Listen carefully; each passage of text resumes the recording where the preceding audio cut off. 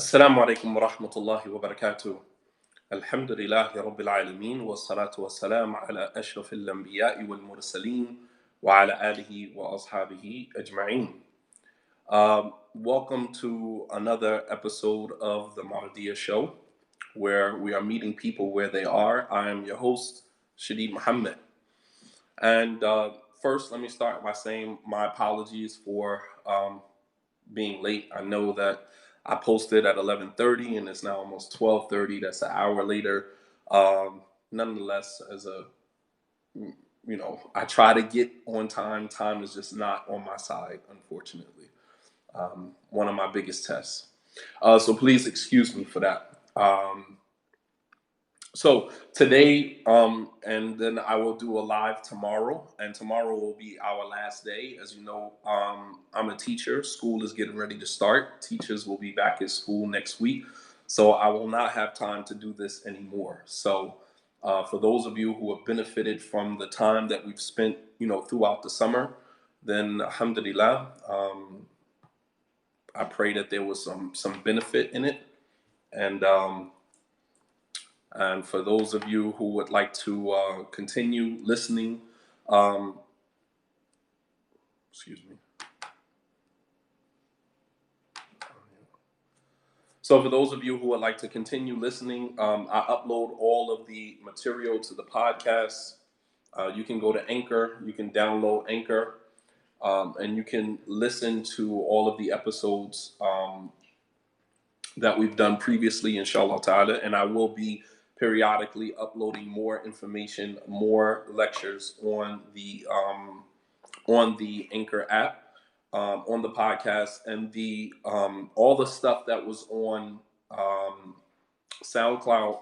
Eventually, inshallah ta'ala, I will pull all of that stuff. I have all of that stuff in a file, and I'll just begin to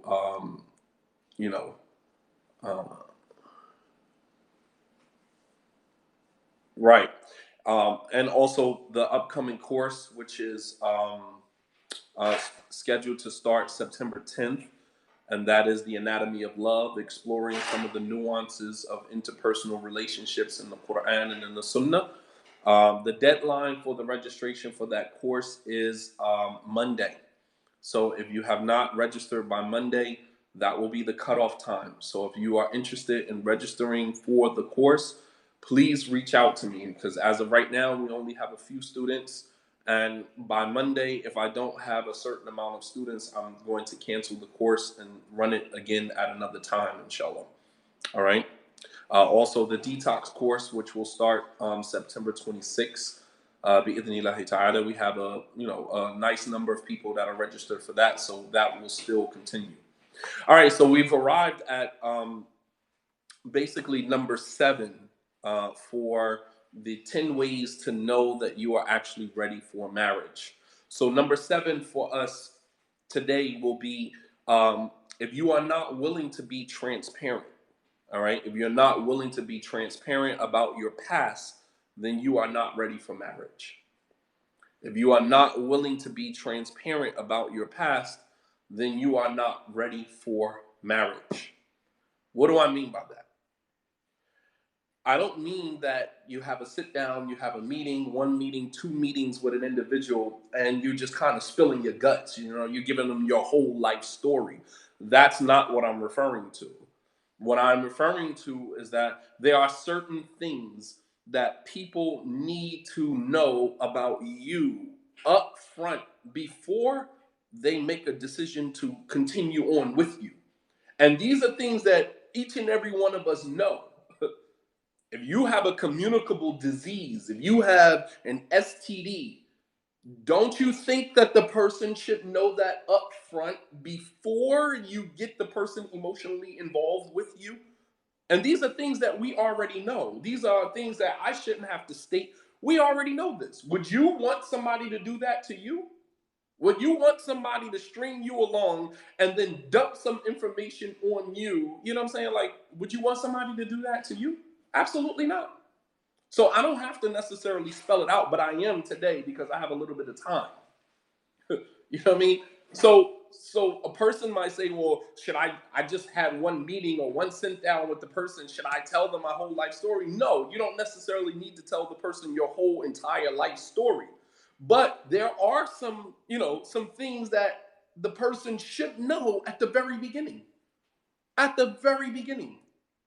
If you were in an abusive relationship, your past marriage was a physically, verbally, emotionally abusive relationship, don't you think that the person that you are going into a relationship with moving forward, don't you think that they should know about that?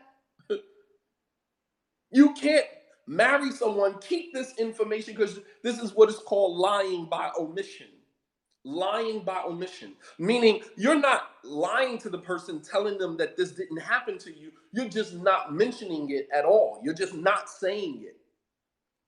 But in order for people to to be able to make an informed decision, they have to have the necessary information. You follow me? When a person is making a decision to be with you, to be married to you, or if you are non-Muslim and you're still in the relationship phase of boyfriend, girlfriend, or mates, or whatever the case may be, before you make a decision, or before someone makes a decision to be with you, don't you think that there's some pertinent information that they need to make an informed decision? Not that we keep things away from a person, engage in the relationship with them, and then we'll fill in the blanks as our relationship moves on. La wallahi. We can't do that. You can't do that to somebody. That's called deception. You are deceiving the person. Because you know that if this information was put on the table at the very beginning, you know damn well the person would not have chosen to be in a relationship with you. But we deceive. So we keep this information hidden at the beginning, and then we continue on in a relationship with the person, knowing that there's a chance that this is going to be exposed later on. And then when it is finally exposed, then we got a million and one explanations for why and why we didn't tell you from the beginning. I was sparing your feelings and all of this other stuff, man. And,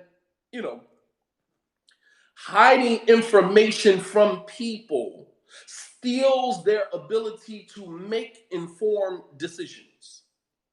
Hiding information from people, and even in Islam, there's actually a principle in the usul al-fiqh, in the sciences of fiqh, the principles of fiqh.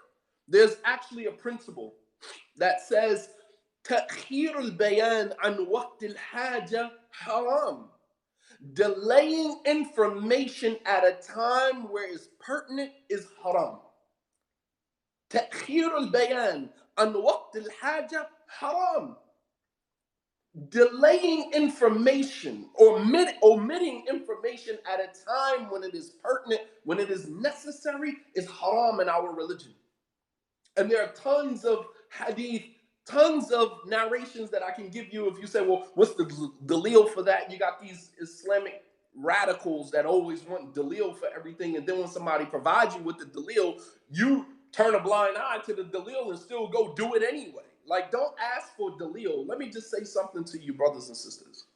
Don't ask for dalil. Don't ask for evidence for something from the religion if you're not going to follow it. Because once that information comes to you and then you totally ignore it and you go against it anyway, the repercussions, the divine repercussions for that are far worse. Ignorance in some instances is an excuse in Islam. Al-udhr bil-jahl, which is another principle in fiqh. Al-udhr bil-jahl, excuse based upon ignorance, which applies in many situations. Not all, but in many situations, being ignorant is excusable.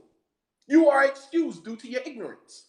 But once you say, well, what's the dalil for that? Or what is the evidence for that? And then someone gives you the evidence for that, you are now accountable because you know. You know. Allah subhanahu wa ta'ala says in the Quran, لا تسألوا عن أشياء تبد لكم تسؤكم. Don't ask about things that when they are made clear to you, it's going to cause you a problem. Don't ask about things that when they are clarified to you, when they are explained to you, they're going to cause you problems because now you become accountable. It's a difference, a clear difference. Allah says in the Quran, هل يستوي الذين يعلمون والذين لا يعلمون? Are they equal, those who know to those who don't know? They're not equal. They're not the same. And so therefore they will not be dealt with the same. They will not be dealt with in the same fashion. So hiding information from people steals their ability to make informed decisions. It's called deception. Khiyana. In Arabic, it's called khiyana, to deceive someone.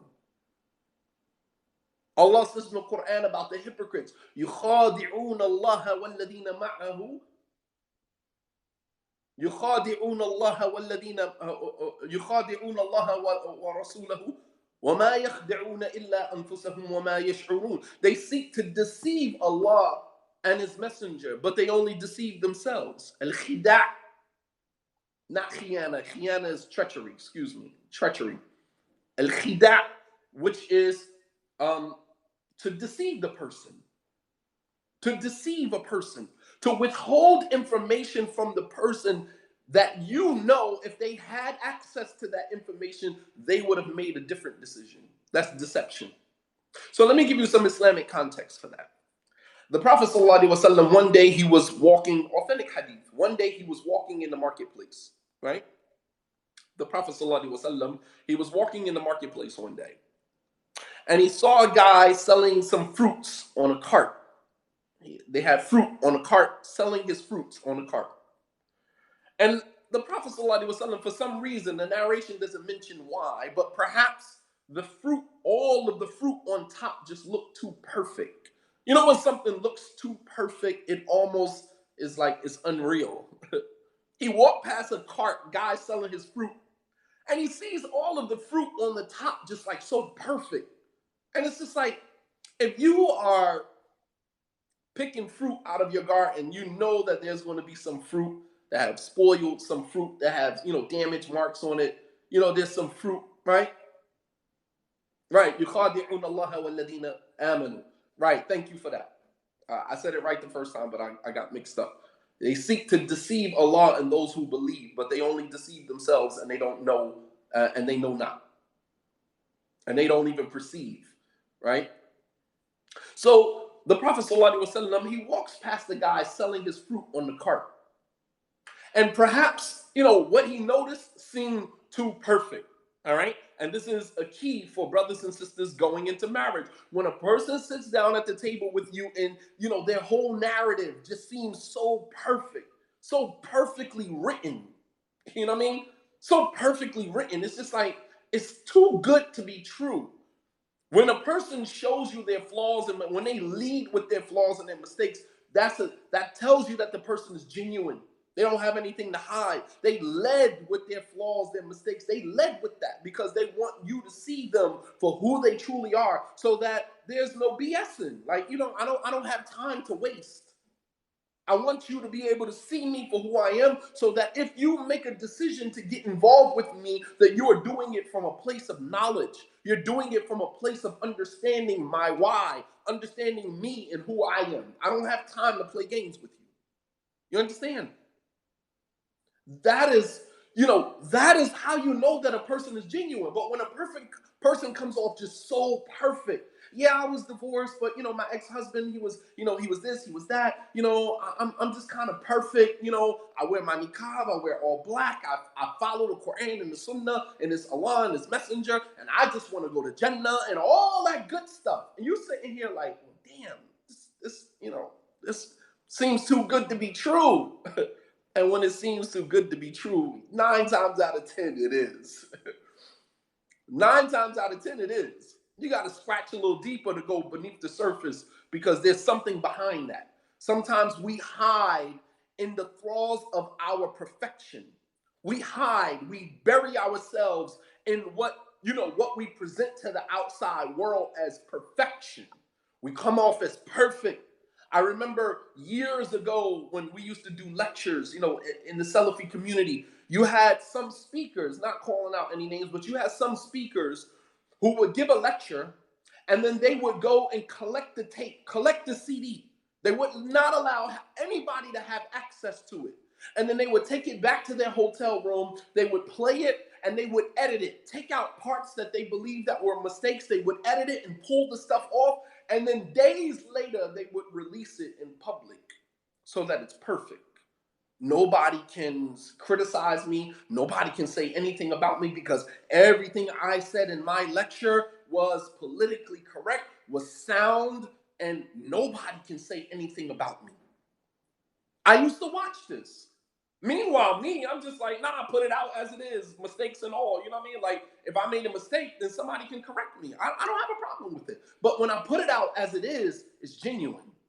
You understand? Mistakes show you how genuine a person is. Perfection, perceived perfection, there's a lot that goes on behind that door. When a person tries so hard to make you see how perfect they are, usually they are not. So perhaps the Prophet ﷺ, when he walked by the basket with the fruit in it, it just looked too perfect. It looked too perfect.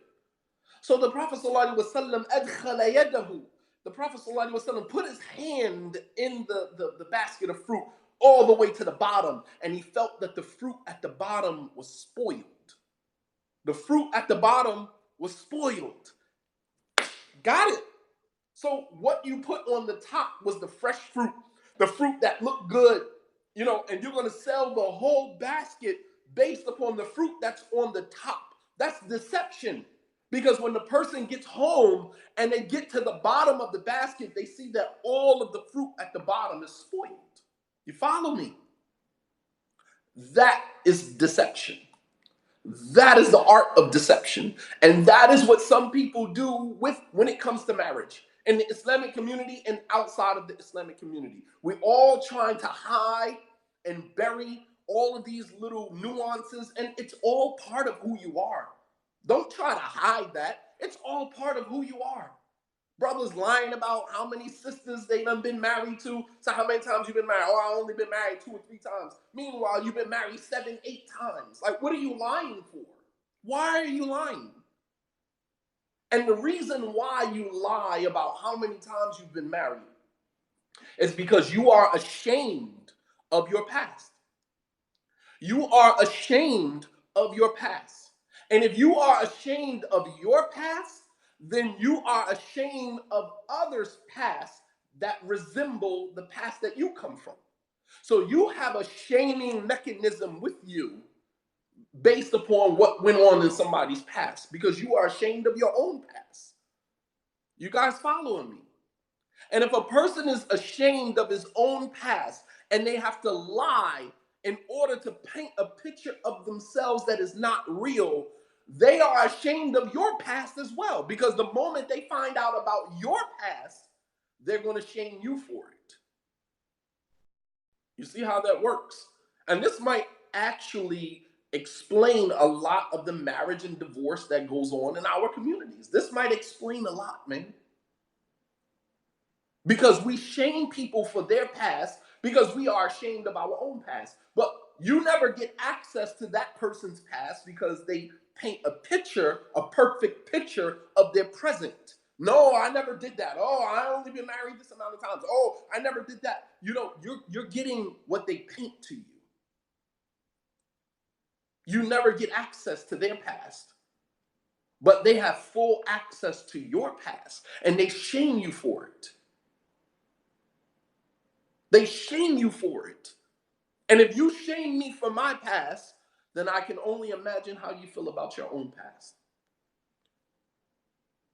If you shame me, oh, he's been married this amount of times or whatever, why is that so bad in your eyes? Because you don't know the person's why. You don't know why they've been married that many times.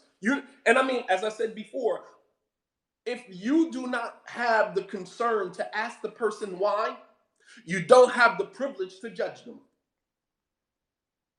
I only have the privilege to judge somebody when I understand why they did it.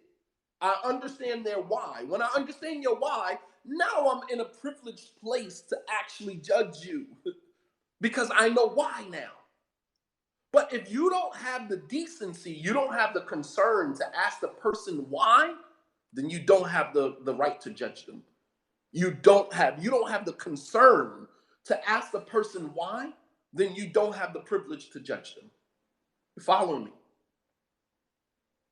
It's not that the person could have changed, but the person could have had a certain set of circumstances. We go through things in our lives at different periods in our lives, and the things that we are going through in our lives at that particular period in time affects the decisions that we make. So yeah, I might have been married to 2 or 3 sisters within a year's time because possibly I was going through something at that moment.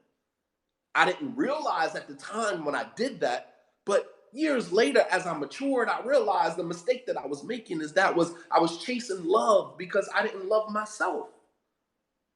So I thought that if I could just find somebody to fall in love, it would make me forget about the emptiness of the love that I have, the lack of love that I have for myself.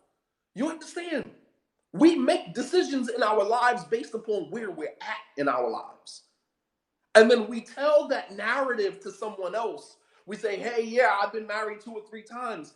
And we're so afraid that the person is going to judge us in that moment that we omit that information and we appear perfect. But when you stand in your discomfort, you stand in your narrative, you never have to worry about somebody judging me. I ain't worried about nobody judging me. Because until you can walk in my shoes and understand my why, you don't have the privilege to judge me. And your judgment is inconsequential. It means absolutely nothing. You can go amongst your constituents and you can say whatever you want to say about me. It does not make me lose one iota of sleep because of how you judge me. I'm not going to lose anything. Here again, I don't live in your praises, and therefore I don't die in your criticism. I don't live in your praises, and I'm not going to die in your criticism. So the Prophet ﷺ sticks his hand down in the bottom of the fruit basket, and he feels that the fruit at the bottom is spoiled. And he turns to the guy selling the fruit and he says, أَفَلَا جَعَلْتَهُ فَوْقَ كَيْ يَرَاهَ النَّاسِ. He said, why don't you put the spoiled fruit on top so people can actually see what they're buying? Put the spoiled fruit on top so people can see what they're buying. Same thing with relationships. Put the spoiled fruit on the top so people can see what they're getting. Put the whole narrative on the front line. Lay it out on the table so people can make informed decisions about whether or not they want to spend the rest of their life with you.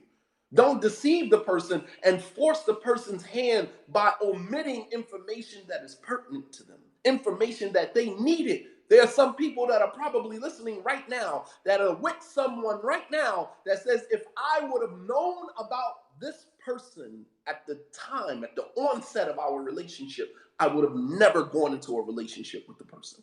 I didn't find out about this until after we were 2, 3 years into the relationship.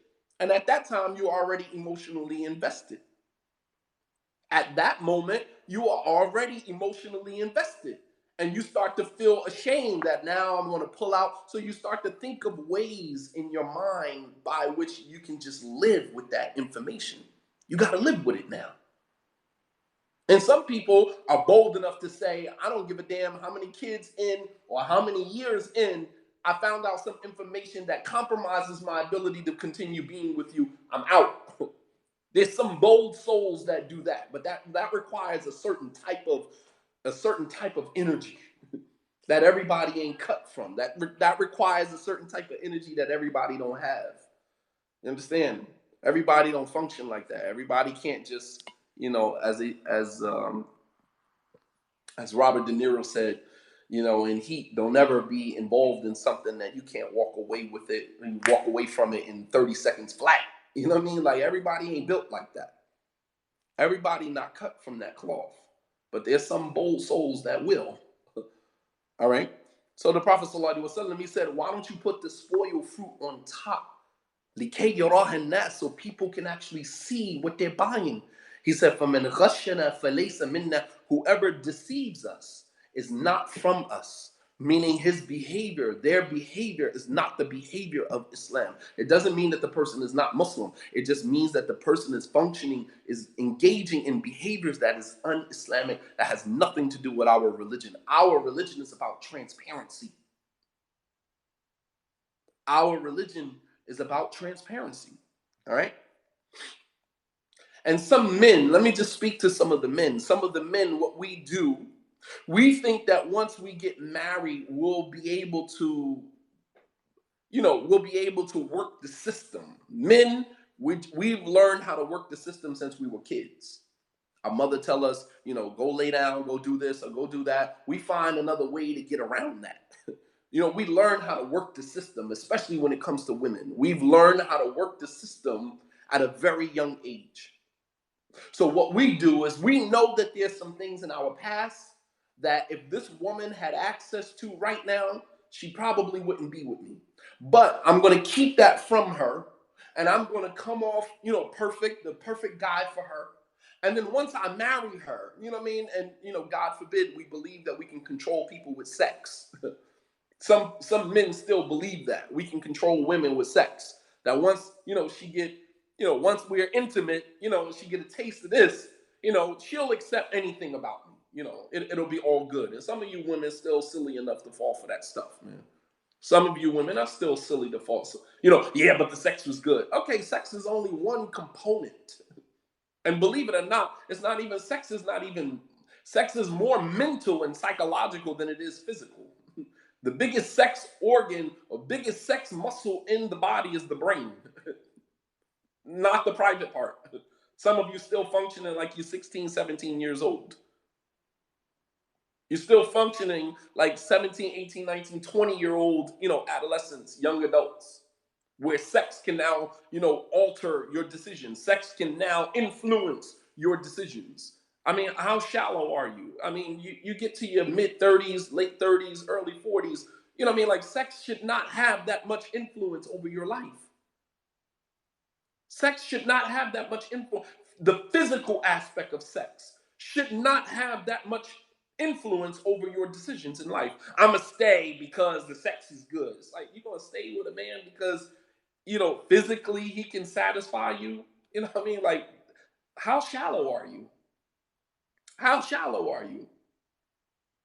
I mean, to each his own. I'm not judging nobody, but to me, it just seems very elementary, seems very shallow, very immature that you would allow the sexual aspect of sex to control and influence what type of decisions you make on your life. I mean, to me, I think that we grow past that.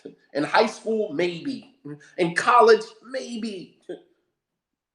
Post-college years, like, you should have matured to the point where sexual, physical stimulation is not the bulk of your relationship with someone. Anyway, to each his own. But some men, we think that I'm gonna keep this information from her. I'm gonna marry her. I'm gonna tame her, sexually. And no matter what she hears about me afterwards, we already in the relationship. So it's nothing that she can really do about it after that. And sometimes that works, brothers. Sometimes it does work. And sometimes it doesn't. It's a roll of the dice.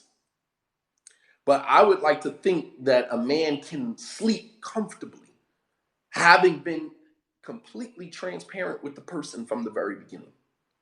I can sleep comfortably because everything that, you found out about me, I already told you. I'm never going to let anybody dangle nothing over my head.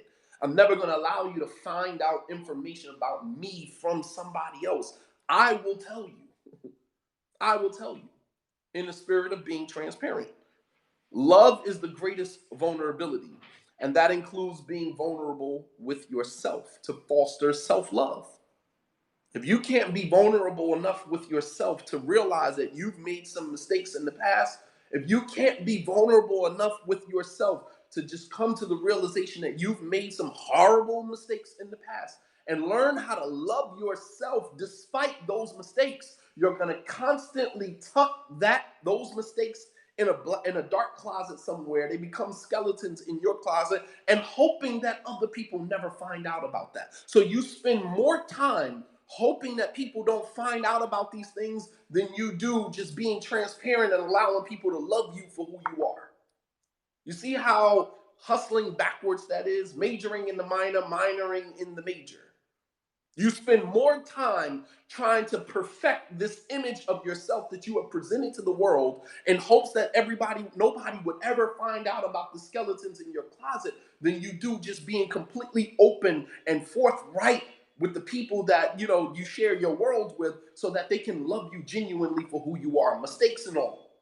There's some people who don't care about your mistakes. Some people who see your mistakes and understand your why and why you made those mistakes, and they still love you anyway.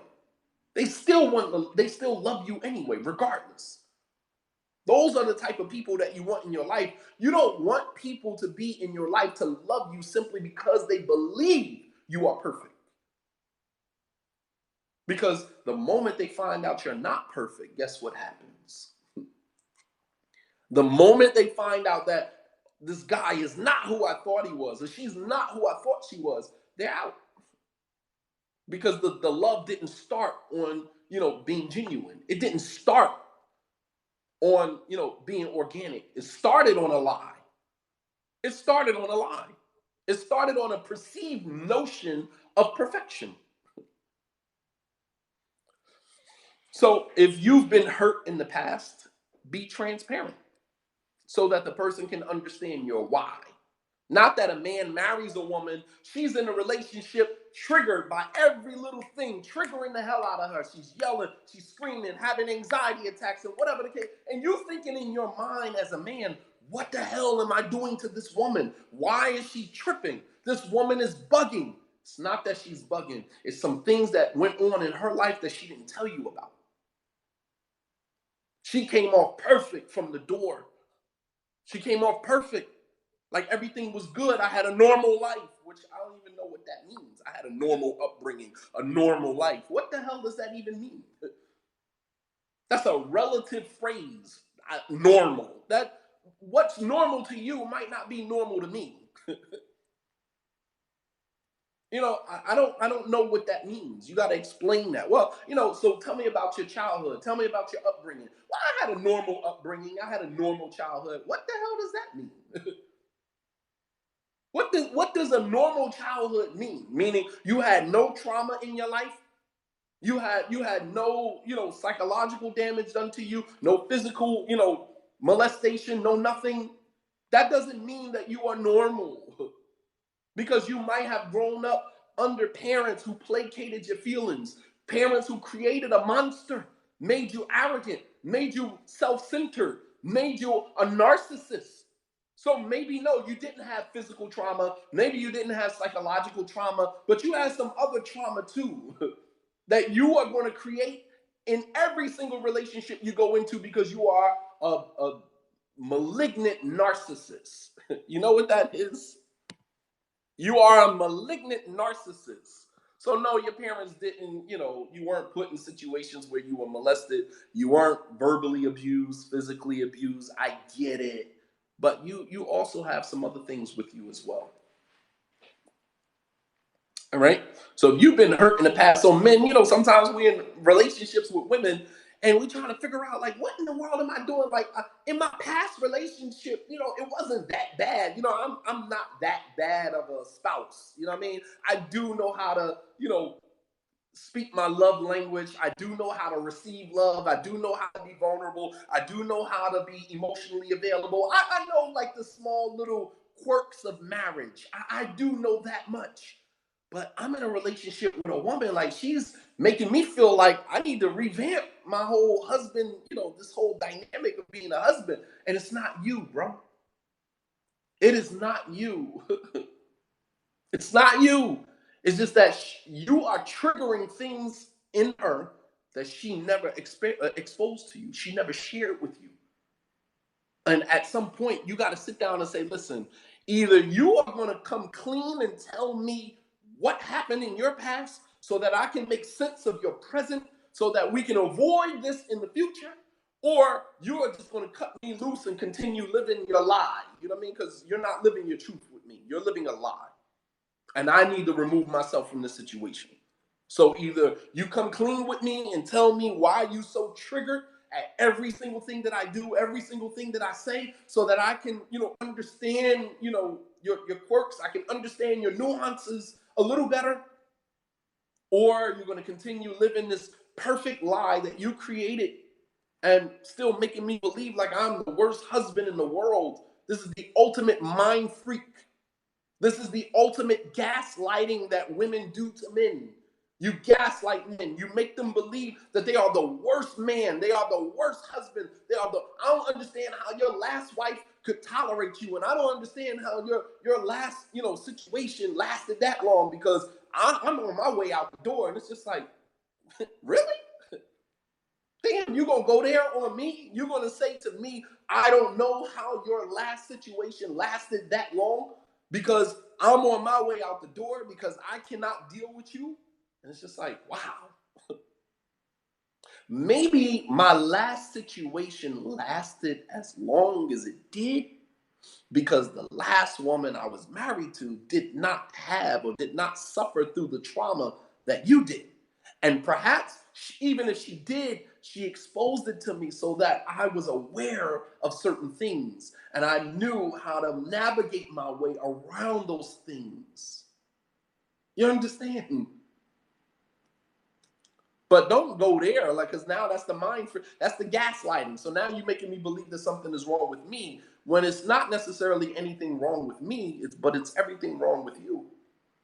Because you came off as, Miss Perfect. Yeah, of course it goes both ways, but I'm speaking for men that are in situations like this right now. We don't necessarily have to do the gender war thing. I can, as a man, at times when it's warranted, speak on, because I know brothers who have gone through this. Good men, good brothers who have gone through this, who have married sisters, and because these women live in the shadows of their perceived perfection, they make these men, they do a mind game on these men, believing that something is, making these men believe that something is actually inherently wrong with them, when there's actually nothing wrong with them. They're the perfect specimen of a spouse. They're good brothers, good men. However, the woman wasn't transparent enough with him to allow him to see her for who she really is and to be able to help her. Of course, this goes both ways. I'm not saying that, men are the only recipients of this, but women are as well. But women, you guys do a great job of, mind freaking men. You guys do a great job of gaslighting. That's a fact. Because it is anticipated that, the Muslim woman, that, she grew up in a perfect situation. She got her mom, she got her dad. It's expected that you guys came up in, and it's expected of us as men that we deviated somewhere and we went off and did us. And so it's almost like it's an unwritten rule. It's almost like it's an unwritten rule that men are just inherently broken. Men are inherently dysfunctional. Men are inherently unequipped to go into a marital role as a husband. It's almost like it's expected of us to be that way. And it's almost as if it's expected that Muslim women are just perfect. They're perfect. She might have been divorced, but it was the brother's fault. She's a single mother. So you guys have that narrative to your back. You have that narrative, to lean on. But for men, we never get that benefit of the doubt. It's always, oh, these Muslim men, and these Muslim men are doing this and they're not doing that. And it's like we're inherently broken. We're inherently dysfunctional. And that's not the case. That's not the case. And we need to just have just a little bit more sympathy on the men, because there are tons of good men out there. Tons. Unfortunately, many of them are married. Many of them are married because there's some woman somewhere who saw this individual and said, I can work with that. And there's some of you who sit back and be like, please, I'm not lowering my standards for this. I'm not lowering my standards for that. And you still single, not lowering your standards. Very good for you. Bravo. You're not lowering your standards. But there's some woman somewhere that saw this man and said, you know what? I can work with that. I can work with that. It's not to my standard because we ain't gonna never be to each other's standards. If you're a woman and your father has been calling you princess every day of your life, I call my daughter princess every single day. That is creating a mindset. You understand? I call my daughter princess every morning. Good morning, princess. Get up. You understand? So quite naturally, a woman who was raised by a man, setting a certain bar in her life, a certain standard in her life, no man is ever going to be able to meet that. So any woman who is with any man doesn't feel like they are equally yoked. She always feels like I settled or I lowered my standards a little bit for that. And I'm okay with that because I don't feel any type of way. If my wife says, I kind of lowered my standards a little bit or I settled a little bit, because believe it or not, as I said before, a woman can have any man she wants. But a man cannot have any woman that he wants. A woman can have any man she wants. But a man cannot have any woman that he wants.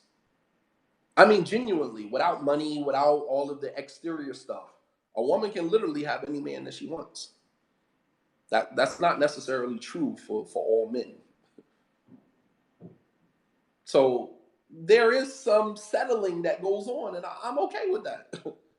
I don't feel any type of way. Because if her bar is up here and she felt like she had to settle a little bit to accept me, I feel like I'm privileged because no man will ever be able to live up to the bar that her father set for her. No man. And that's the way that it should be. You understand? That is the way that it should be. I'm teaching my daughter the same thing. And no man will ever be perfect enough for my daughter. Ever. No man will ever be perfect. And I'm sure my daughter will feel the same way. That no man will match up to my father. I will never see another man, like I see my father. So quite naturally, any woman is going to feel like she's settled. And that's okay. Because her lowering the bar was, forced me to raise my bar. And it's all good. And we meet somewhere, where we're both comfortable. And I'm okay with that. But if you've been hurt in the past, so what I'm saying that to say is that, I don't want to make it seem like everything is always, well, women, men do the same thing or whatever. We already know that. That goes without saying. You know what I mean? Like, I'm not choosing a side. My job as a leader in the Muslim community is not to choose a side. My job is to lay the facts on the table as they are. I'm not trying to, advocate for men, advocate for women. I advocate for what is right. Prophet Muhammad sallallahu alaihi wasallam, at times he advocated for the women, at times he advocated for the men. But in the middle of all of that, he was advocating for what was right. Period. So don't put me in a situation where I got to choose a side and advocate for the brothers or advocate for the sisters. I advocate for the haqq. You understand? Truth, justice, fairness.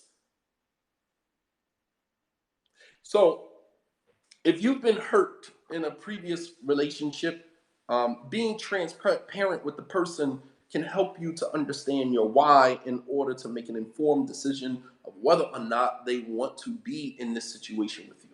I'll give you another example. When Prophet Muhammad sallallahu alaihi wasallam was going to marry Salama, Hind bint Abi Umayyah, she came from one of the most elite families in Mecca. All right. One of the most elite families in pre-Islamic Meccan society. Hind bint Abi Umayyah, her father was Abu Umayyah, one of the chiefs of Quraysh. She came from the upper tiers of Meccan society. She was married to Abu Salama. She was married before she married the Prophet sallallahu alaihi wasallam. And Abu Salama, when he died on his deathbed, his last request to Salama was to make a dua that Allah bless her with someone that would be better than him. Salama said she never thought that she could find a man that would be better than her husband, so she never made the dua. She said, it took me a long time to actually make this dua. She said, finally, I made the dua. Oh Allah, Allahumma ajirni fi musibati وَاخْلُفْ لِي خَيْرًا مِنْهَا. Oh Allah, reward me during my time of calamity and give me what is better after it is over. Meaning, give her a better husband. She said, I didn't see another man to be better than Abu Salama, so it was very difficult for me to make this dua. She said, but one day I finally honored my husband. I finally honored him, his last bequest, and I made the dua. She said, and Abu Bakr came and proposed to me. This is Abu Bakr as-Siddiq radiallahu ta'ala anhu, came to propose to her. And she turned him down. No, I'm not interested. I'm not interested. Then Umar radiallahu ta'ala anhu came and proposed to her. She turned Umar down. Not interested. The Prophet ﷺ sent someone to go propose to her. And she turned him down the first time. And then the Prophet ﷺ came back to her and proposed to her again. And she told the Prophet ﷺ, she said that basically in a different set of circumstances, I would take you up on your offer. Who wouldn't want to be married to the Messenger of Allah sallallahu alaihi wasallam? She said, but there are a couple of things that trouble me about marrying you. The Prophet sallallahu alaihi wasallam said, what is it? She said, first, you are the Messenger of Allah and you marry women. And the women that you marry are younger women, and I'm an older woman, and I don't really want to be in that situation. I don't want to be going back and forth with no young girls and no polygynous situation. I don't really want that. I'm an older woman. I'm more settled in my life.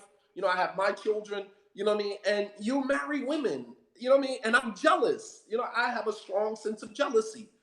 And I really don't want to be in that situation with some woman younger than me, prettier than me. You know, she had a real moment here again, being vulnerable with yourself.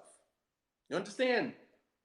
Loving yourself enough to know your own limits, your own limitations, your own boundaries. She said, I'm not taking anything from you. I would love to be in a relationship with you. She said, but there are a couple of things that bother me. She said, one, you are the Messenger of Allah. You marry women. And that shows you that the Prophet ﷺ was very upfront about his polygynous lifestyle. I am a man that is going to have multiple women. If you're going to be married to me, you are going to be in polygyny. That's a fact. So don't come this way if you are not prepared to be in that situation. You understand? That's transparency. As the Prophet ﷺ, all of his marriages were done in public. He didn't hide anything. He didn't come off as some type of monogamous guy until he catches your eye and then wants to swindle you into polygyny. It didn't work like that. He led with the fact that I am a polygynous man. Being married to somebody like me, you are going to be in a co-wife situation. That's a fact. That's transparency on the man's side. Because some men are like, oh no, I'm not even thinking about a second wife. I just want to marry you, and I want to give you the world, and I want to go to Jannah with you, and I want to do all these great, elaborate things. And then lo and behold, 6 months, a year, 2 years into the marriage, I've been talking to a sister, inshallah, we're gonna get married. It's like, what? Since when? The last time we talked about polygyny was at the sit down, and you told me you were not interested in any second wife. You had no desire. You only saw me. And just as a FYI, brothers, stop selling these tickets to a concert that doesn't exist. Stop selling these tickets, man. If you are polygynous, as I said before, for every one woman that does not want to be in polygyny, there are 5 women that are okay, including non-Muslim women, okay with that. There's some women that are just completely okay with that. They have reconciled within themselves that some men have to have more than one woman, and they are totally okay with that. Maybe we live in a bubble and we don't understand that. Maybe we live in a bubble and we really find it difficult to believe that. But I'm telling you, as I know, non-Muslim women who are not even Muslim, who are okay with being your second, your third, or your fourth wife. Some of them would, if you were allowed to have more than 4, they would be okay with it. Because some women have just reconciled within themselves that I would rather a man marry a woman and be upfront with me than cheat on me. You understand? Some women have reconciled that. I am totally okay with my husband marrying another woman, taking care of, and of course, making sure my situation is straight. Obviously, I'm not just saying jump out there. But, you know, I mean, I mean, there's tons of women out there. Tons of women that are totally okay. They have reconciled within themselves. I would much rather be with a man who has more than one wife than to be with a man who is just with me and then cheating on me. I'm okay with that. You got to pick your poison for women. That's not to say every man in monogamy is going to cheat, but most do. Most do. At some point or another throughout their relationship. Some do. So, Salama, she said to the Prophet Sallallahu Alaihi Wasallam, you are the messenger of Allah. You marry women. I'm a jealous woman. I have extreme levels of jealousy. I don't think that I can handle that. I don't want to be in that situation. She said, I'm an older woman and you marry younger women. So that is also going to contribute to my insecurity. Here again, being transparent with yourself, knowing the things that you can't handle, understanding your limitations. Some cheat even with multiple wives. I'm not talking about them. They don't count. Understand, when I talk about polygyny, I'm talking about real men. I'm not talking about men who marry multiple women and still functioning like you got multiple girlfriends. I'm not talking about that. I don't even know those type of men. The only way that I know those type of men is when an email comes to my inbox. The men that I associate with, the men that I am cool with, my constituency, which many of them are in polygyny, including myself, don't function like that. I don't know those type of men. I don't know the men, don't make me go Charlemagne and say black men don't cheat. Men in polygyny don't cheat. I'm talking about real men in polygyny don't cheat. That's a fact. Every man that I know of that I am cool with that is in polygyny has not cheated. I don't know a man in polygyny other than emails that have been sent to my inbox. I don't associate or affiliate with men who do that. Period. That's not my reality, as they say. That's not my reality. So I'm sure they exist, but can we actually call them men? So when Charlemagne and little Duval run around saying black men don't cheat, you got to understand the context in which they're saying real men. Real men. Because the men who do cheat, can we actually call them real men? The men that are in polygyny that sleep around with other women while they're in polygyny, let's start to remove them from the conversation. They're non-factors. They're not even included in the conversation. They have disqualified themselves to even be, to fit in the conversation amongst real men. You understand? So she said, I'm an older woman and you marry younger women. I don't want to be in that situation. And the last thing she said, I have a lot of children. I have a lot of children, so I don't want to be in a situation where I'm a burden for you. And the Prophet Sallallahu Alaihi Wasallam, this was her transparency.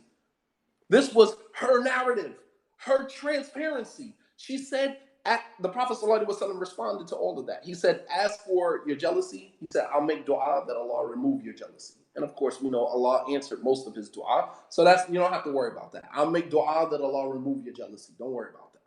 He said, as for your age, being older, he said, I'm older than you. Don't worry about that. Meaning, don't feel insecure. You know what I mean? Like, I'm old too. You know what I mean? Don't worry about that. He said, and as for your children, he said, Allah and his messenger will take care of your children. Meaning, your children are my children. I marry you, you're a package deal. Any child that is attached to you, any child that is connected to you is connected to me. What can a woman say when a man makes that type of response? That type of rebuttal? What else could she say? She said, I'm in.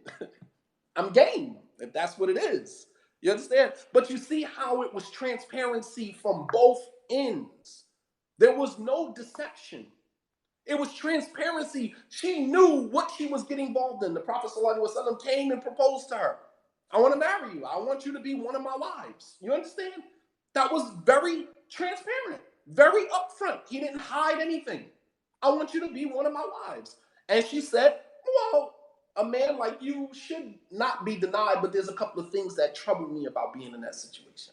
Number one, I'm an older woman. I don't got time to be dealing with, you know what I mean? taps into my insecurity. Number two, I'm jealous. You marry, pretty women. You know what I mean? Sophia was beautiful, gorgeous.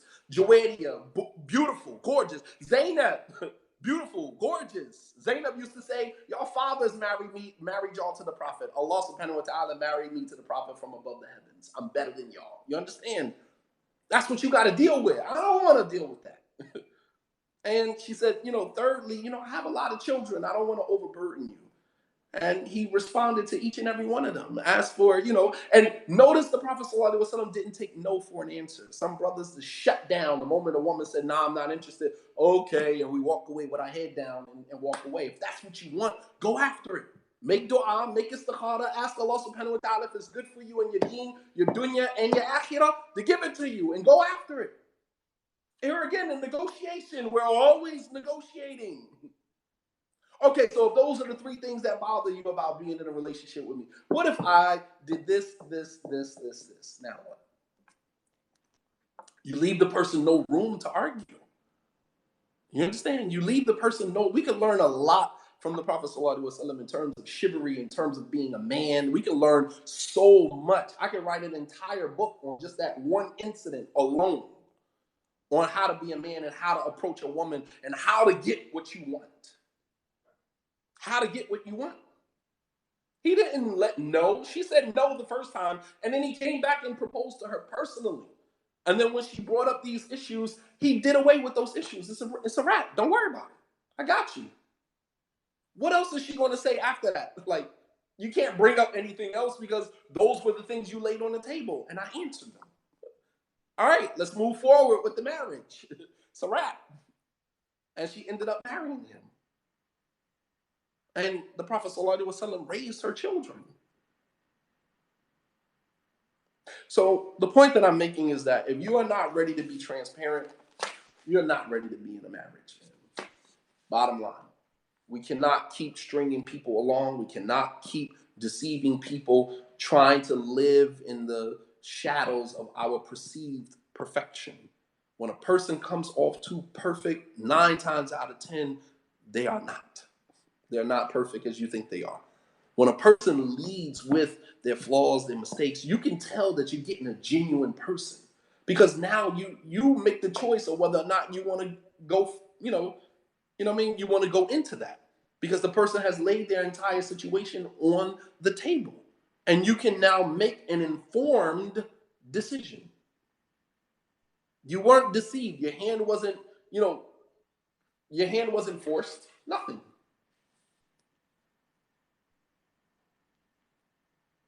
But we cannot deceive people into a commitment and then afterwards, try to finagle the situation to work in our favor. That's not Islam. That's not Islam. And there's a lot of this stuff that goes on in the Muslim community, and we have to stop. With most brothers working jobs where we're barely making it financially, do you see polygyny being realistic for those type of brothers? Islam does not stipulate a certain amount that somebody has to have. Different strokes for different folks. Some things work for some people and it don't work for others. The only thing you need to focus on is what works for you. What you will stand for, what you will not stand for. I can't deal with what other people deal with. Other people may be okay. Some woman may come along and say, I don't care how much you make. I just want to be married to you. I'm good with that. And I know situations like that. They don't care about that. You might care about that. That might be important to you. So for you, you have to set a certain standard of what you're going to deal with and what you're not going to deal with. But what most brothers making and what most brothers, mind you, polygyny is not about money. No man, including myself, no man in polygyny right now, at least that I know of here in America, can afford to be in polygyny. No man can afford to be in polygyny. Women require a lot. I have one daughter. You know what I mean? Allah protect men who have more than one daughter. But I don't walk out the house except I gotta have some money in my pocket walking with my daughter because she's gonna want this, she's gonna want that, and I don't like telling her no. You know what I mean? If I got it, you understand? So taking care of a woman requires money. You know what I mean? And I'm talking about my broke best friend, my 3-year-old daughter. You understand? I can't walk out the house unless I got money on me because she's somewhere along the line going to stop and ask for something. With a boy, you can just say, come on, no, we're not getting that. You know what I mean? And you don't feel no way. But with a girl, you can't do that. With a girl, you can't do that.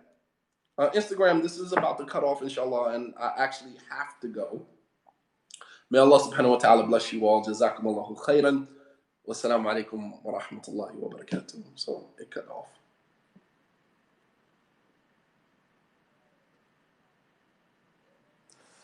Jazakumullahu khairan, inshallah ta'ala. We will continue with our last class tomorrow. Jazakumullahu khairan. May Allah subhanahu wa ta'ala bless you all. Wa sallallahu ala nabiyyina Muhammad wa ala alihi wa sahbihi wa sallama tasliman kathira. Wa akhiru da'wana an alhamdulillahi rabbil alameen.